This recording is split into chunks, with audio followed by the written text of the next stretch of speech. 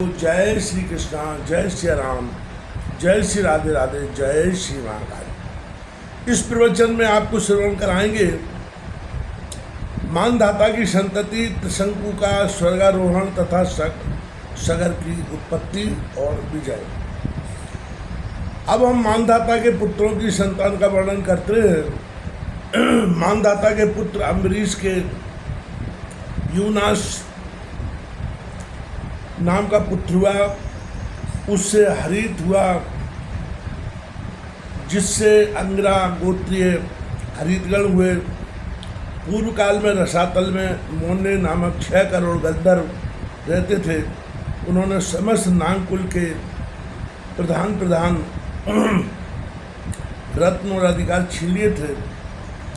गंधर्वों के पराक्रम से अपमानित उन नागेश्वरों द्वारा स्तुति किए जाने पर उसके श्रवण करने से जिनकी विकसित कमल सदृश आँखें खुल गई हैं, निद्रा के अंत में जगे हुए उन जलसाई भगवान सर्वदेवेश्वर को प्रणाम कर उनसे नागगण ने कहा, भगवान इन गंधर्वों से उत्पन्न हुआ हमारा भय किस प्रकार शांत होगा।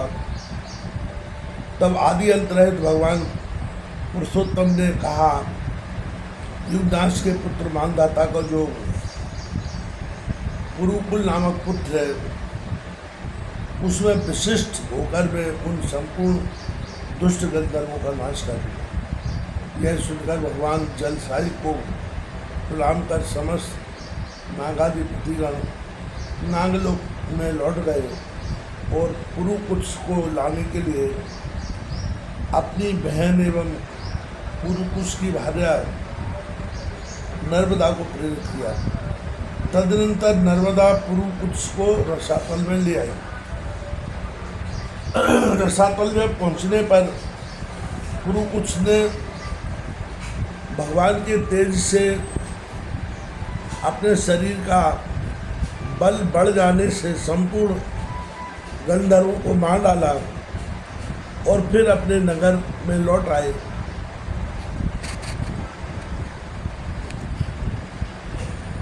उस समय समस्त नागराजों ने नर्मदा को यह वर दिया कि जो कोई तेरा स्मरण करते हुए तेरा नाम लेगा उसको सर्प विष से कोई भय न होगा। इस विषय में यह श्लोक भी है। नर्मदा को प्रातःकाल नमस्कार है और रात्रि काल में भी नमस्कार है। हे नर्मदे, तुमको बारंबार नमस्कार है, तुम मेरी विष और सर्प से रक्षा करो। इसका उच्चारण करते हुए दिन अथवा रात्रि में किसी समय भी अंधकार में जाने से सारे सर्प नहीं काटता है तथा इसका स्मरण करके भोजन करने वाले का खाया हुआ विष भी घातक नहीं होता है। पुरुकुश को नागपतियों ने यह वर दिया कि तुम्हारी संतान का कभी अंत न होगा। पुरुकुश ने नर्मदा से त्रसदस्यु नामक पुत्र उत्पन्न किया। त्रसदस्यु से अनरंड हुआ, जिसे दिग्विजय के समय रावण ने मारा था। अनरंड के प्रसदस्य के हर्यश के हस्त के सुमना के त्रिधन्वा के त्रय्यारुणी और त्रय्यारुणी के शत्रुत नामक पुत्र हुआ, जो पीछे त्रिशंकु कहलाया। वह त्रिशंकु चांडाल हो गया था। एक बार 12 वर्ष तक अनावृष्टि रही। उस समय विश्वामित्र मुनि के स्त्री और बाल बच्चों के पोषणार्थ तथा अपनी चांडालता को छुड़ाने के लिए वह गंगा जी के तट पर एक बटके वृक्ष पर प्रतिदिन मृग का मांस बांध आता था। इससे प्रसन्न होकर विश्वामित्र जी ने उसे सदैव स्वर्ग भेज दिया। त्रिशंकु से हरिश्चंद्र, हरिश्चंद्र से रोहतास, रोहतास से हरत, हरत से चंचू, चंचू से विजय और वसुदेव विजय से रूरुक और रूरुक से वृक का जन्म हुआ। वृक के बाहु नामक पुत्र हुआ जो है और तालजंग आदि क्षत्रियों से पराजित होकर अपनी गर्भवती पटरानी के सहित वन में चला गया। पटरानी की सौत ने उसका गर्भ रोकने की इच्छा से उसे विष खिला दिया। उसके प्रभाव से उसका गर्भ 7 वर्ष तक गर्भाशय में ही रहा। अंत में बाहु वृद्धावस्था के कारण और मुनि के आश्रम के समीप मर गया। तब उसकी पटरानी ने चिता बनाकर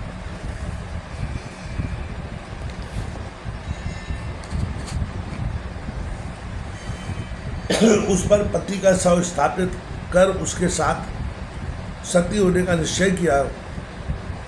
उसी समय भूत, भविष्य और वर्तमान तीनों काल के जाने वाले भगवान और्व ने अपने आश्रम से निकलकर उससे कहा, अभी साध्वी इस व्यर्थ दुराज्ञा को छोड़ मेरे उदर में संपूर्ण भूमंडल का स्वामी, अत्यंत बल पराक्रमशील, अनेक यज्ञों का अनुष्ठान करने वाला और शत्रुओं का नाश करने वाला चक्रवर्ती राजा है। तू ऐसे दुस्साहस का उद्योग न कर। ऐसा कहे जाने पर वह अनुमरण सती होने के आग्रह से विरक्त हो गई और भगवान और उसे अपने आश्रम ले आए। वहाँ कुछ ही दिनों में उसके गर्भ के साथ ही एक अति तेजस्वी बालक ने जन्म लिया। भगवान और्व ने उसके जातक कर्म संस्कार कर उसका नाम सगर रखा तथा उसका उपनयन संस्कार होने पर और बड़ी उसे वेद शास्त्र एवं भार्गव नामक आग्नेय शस्त्रों की शिक्षा दी। बुद्धि का विकास होने पर उस बालक ने अपनी माता से कहा, माँ यह तो बता, इस तपोवन में हम क्यों रहते हैं और हमारे पिता कहाँ हैं। इसी प्रकार के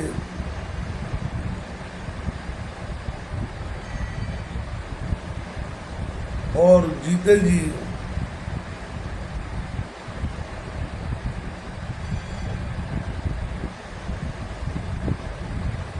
माता ने उससे संपूर्ण वृत्तांत कह दिया। वह तो पिता के राज्यापहरण को सहन न कर सकने के कारण उसने हया और तालजंग आदि क्षत्रियों को मार डालने की प्रतिज्ञा की।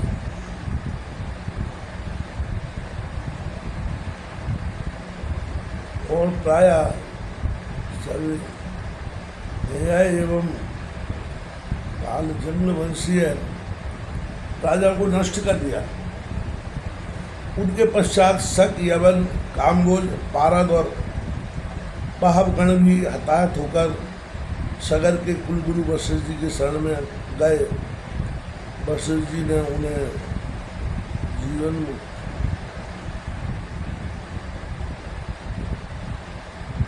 जीते हुए मरे के समान करके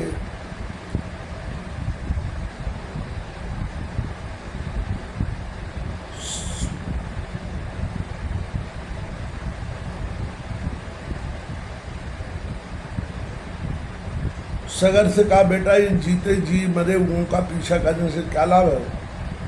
देख, तेरी प्रतिज्ञा को पूर्ण करने के लिए मैंने इन्हें स्वधर्म और दुर्जातियों के संसर्ग से वंचित कर दिया है। राजा ने जो आज्ञा कहकर गुरु जी के कथन का अनुमोदन किया और उनके वेश बदलवा दिए।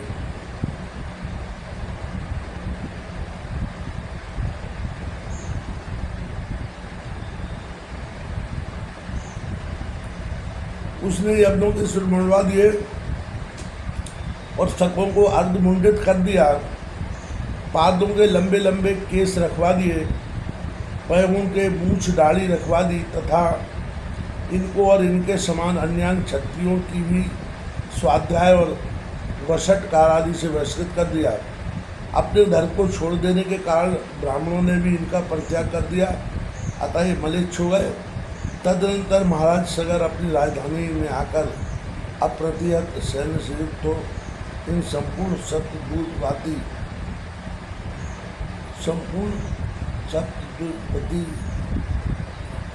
पृथ्वी का शासन करने लगे।